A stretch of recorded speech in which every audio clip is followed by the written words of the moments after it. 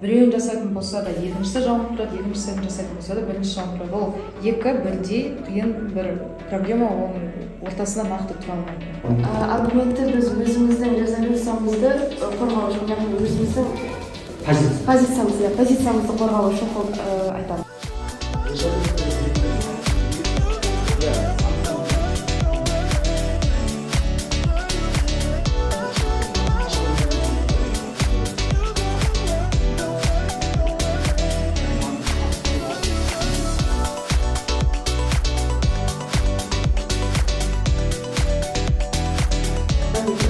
Тоқтап қалуға болмайды, себебі оны бізді жеңу оңайырақ болады, сондықтан бізге бірнеше аргумент қажет.